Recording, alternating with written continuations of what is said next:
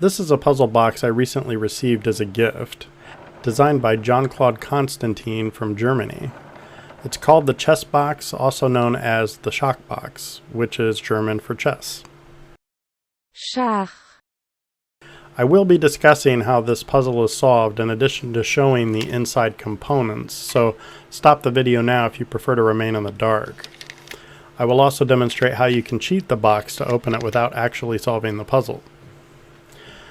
The reason I wanted to make this video is because the one I received appears to be slightly different from others I've seen reviewed online. In fact, you can see one difference just by looking at some pictures. The one I've seen reviewed in other videos is similar to this one found on Puzzle Master, listed for about $169 US. The one I received, however, is from Puzzlebox World, which is a little more expensive at $175. Notice how the one from Puzzle Master has some notches on the sides of the drawer, whereas the one I have does not. The notches, as far as I can tell, are simply cosmetic, but in this screenshot from Mr. Puzzle's video, you can also see that the inner drawer only has one pin on the front. Looking at mine, there are 3 pins, in addition to a bar underneath that runs horizontally. Depending on which way the box is oriented, this bar creates an additional lock. So with my box, even after you've solved the puzzle, you still can't open the drawer unless you're also turning the box, letting gravity slide the bar into the right position at just the right angle. I'm not sure why there are different versions of this box, but I found this interesting and it makes me wonder if there are even more variations floating around out there. What I really love about this puzzle box in particular is that while not exactly difficult, it does take time to solve even if you know the solution ahead of time.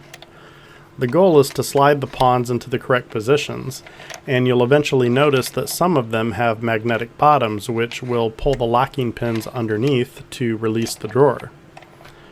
But you still have to figure out which pawns are the correct ones to move, which spots they need to go in, all while maneuvering them around the other pawns, which is a time-consuming task in and of itself. After solving the puzzle, you realize that the pins attached to the pawns can be unlocked simply by turning the box upside down. However, that is where the pins on the drawer come into play, as they will relock the box in this exact scenario. Knowing this, if you really wanted to cheat, you could simply slip $1 or a piece of paper in there to prevent the drawer pins from dropping.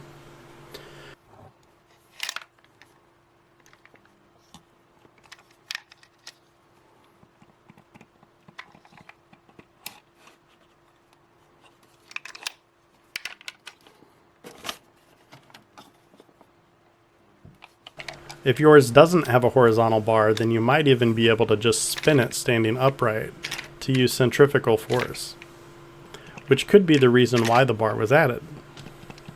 Overall, the box is very well constructed and made from quality material, so I don't feel like I'm going to break it, and it's a very eye-catching display piece.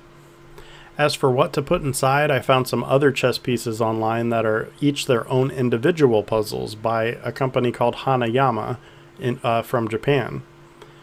And I already placed an order because I can't think of anything better than having a puzzle box full of puzzles.